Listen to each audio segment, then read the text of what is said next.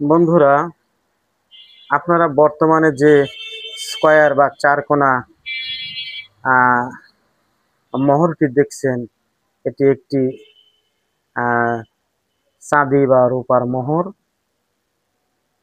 এই মোহরটি দেখতে খুবই সুন্দর।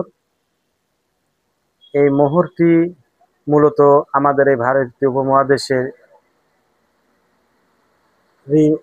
ভারতীয় উপমহাদেশেরই মোহর। এই মোহরটির ওজন আছে নিট 11 গ্রাম। দিল্লির সালতানাত যুগে 1300 শতাব্দী থেকে রূপা ও সোনার মুদ্রা চালু ছিল। ইলতুৎমিশ 1211 হতে 1236 খ্রিস্টাব্দ পর্যন্ত প্রথম নিয়মিতভাবে রূপার টাকা ও সোনার দিনার প্রচলন করেন। পরবর্তীতে মোহর শব্দটিতে ব্যবহৃত হয় বিশেষ করে মোগল আমলে। মোগল যুগে রূপার মোহর, সোনার মোহর সম্রাট আকবর 1556 থেকে 1605 খ্রিস্টাব্দ সময় থেকে মোহর শব্দটি সরকারি মুদ্রায় রাজমোহর হিসাবে ব্যবহৃত হতে শুরু করে। আকবরের সময়কালে রূপার মোহর রূপার মোহরের পাশাপাশি সোনার মোহর প্রচলিত ছিল। মোহরটি দেখতে খুবই সুন্দর। মোহরটি ভালো কন্ডিশনে আমার কাছে আছে। আমি একটি মোহরই পেয়েছিলাম। এটা দেখছেন, এই মোহরটির পেছনের দিক এবং তখনকার যুগের সালতানাতের সিলমোহর।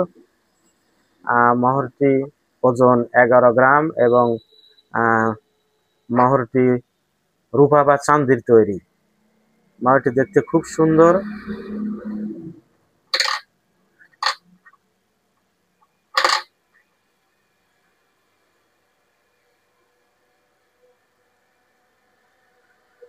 মোহরটিতে সম্ভবত সেই সময়কার পার্সি অথবা ফরাসি ভাষায় কিছু একটা লেখা আছে।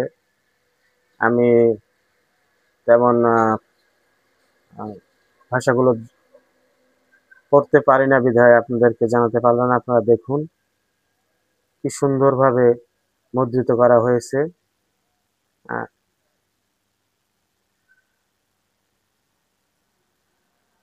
মুদ্রাটা খুবই চমৎকার।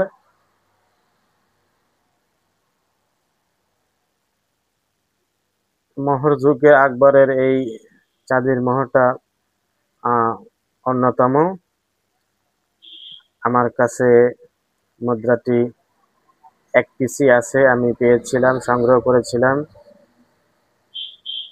আজ পর্যন্ত মুদ্রাটি আমার কাছেই আছে। মুদ্রাটি দেখতে খুব সুন্দর। এই মুদ্রাটি দিল্লির সালতানাত যুগের ইতিহাস, সম্রাট আকবরের ইতিহাস ধারণা বহন করছে। মুদ্রাটি মুঘল আমলের একটি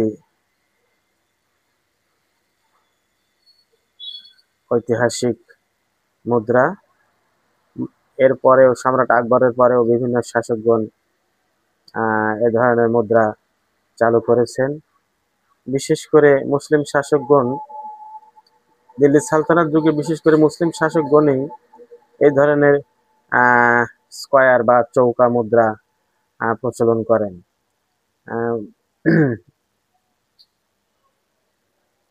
তো বন্ধুরা, এ ধরনের আরো কিছু মুদ্রা এবং অনেক মুদ্রা আমার কাছে সংগ্রহে আছে।